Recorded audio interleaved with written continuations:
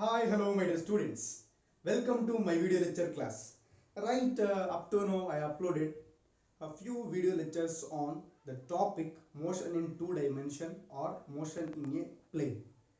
Today, we are going to discuss a new topic. Already, we discussed oblique projection in previous lectures. Today, we are going to discuss a new most important topic in a concept oblique projection.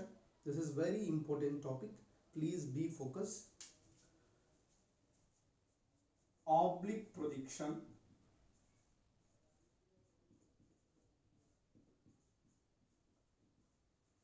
on inclined plane.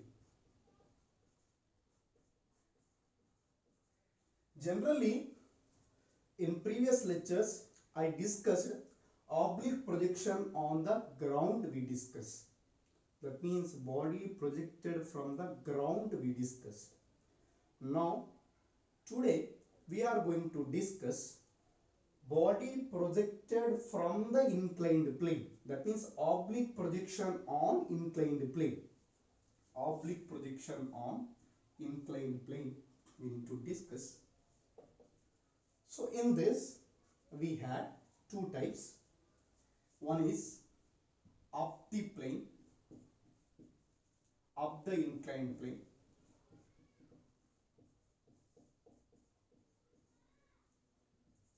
So that means body projected up the inclined plane, down the inclined plane.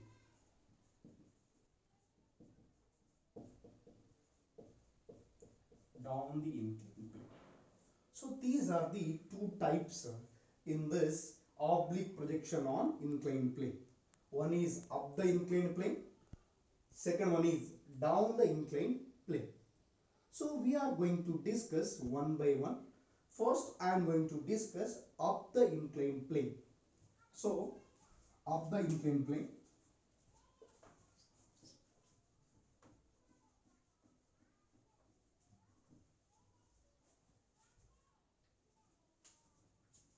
One, up the inclined plane.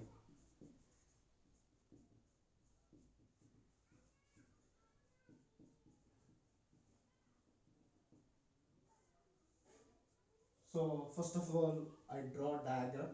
Observe carefully now.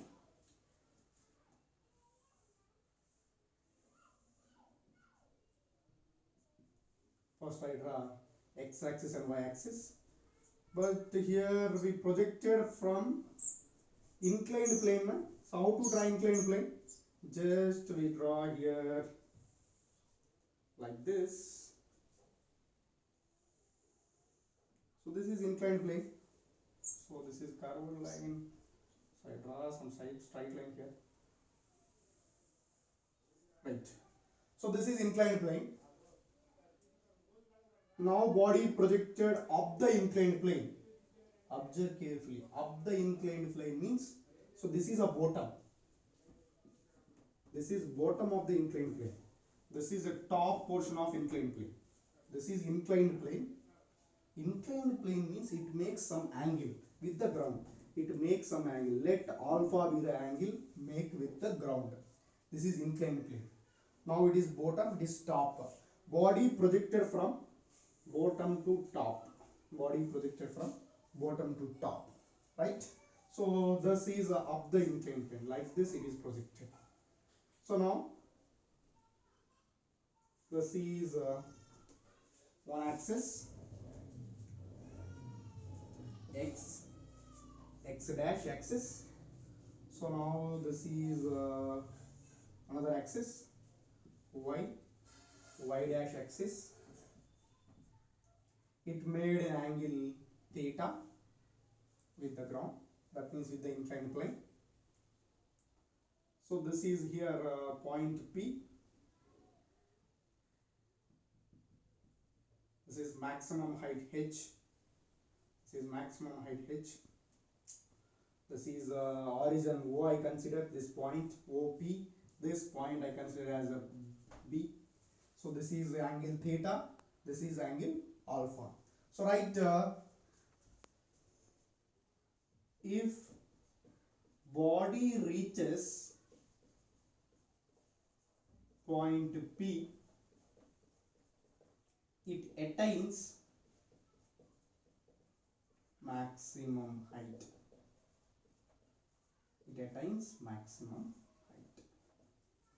Attains maximum height. So now this will be resolved into two components. So whenever one vector make some angle with the inclined plane or it may be ground, it resolve into two components. So this is one component. So first of all, this is a velocity vector u bar. So now it is resolved into two components. One is u cos theta. This is u cos theta, and another one is this is u sin theta. U cos theta and u sin theta resolved into two components. Velocity vector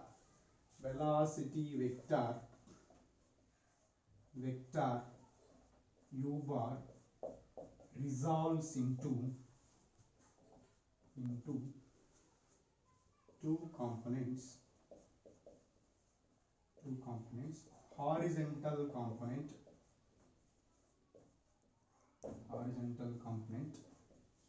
Horizontal component is equal to u cos theta. Vertical component is equal to u sin theta. This horizontal component is indicated by ux, vertical component is indicated by uy. So observe carefully, this is alpha, right? So now this alpha can be splits into two components here. Observe carefully. So this is so whether we consider point here or it may be here, whatever it may be, no problem at all. This is I consider point P here. So now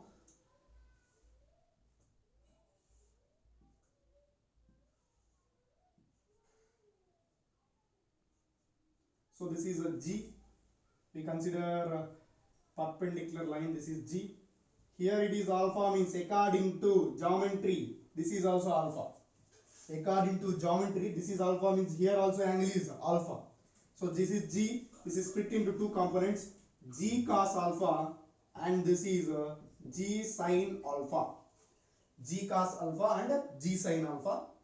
So here G is acceleration due to gravity. Here acceleration due to gravity split into two components, G cos alpha and G sin alpha.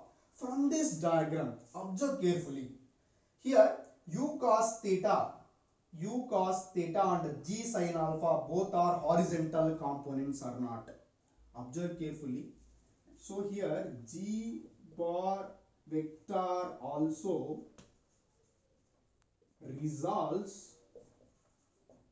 into two components.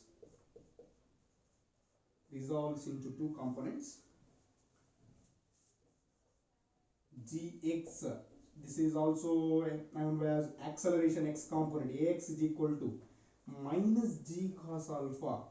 Ay is equal to Ax is equal to, sorry, this is a horizontal component is what ma here? Horizontal component is sin alpha. So that's why Ax is equal to minus G sin alpha, because horizontal component.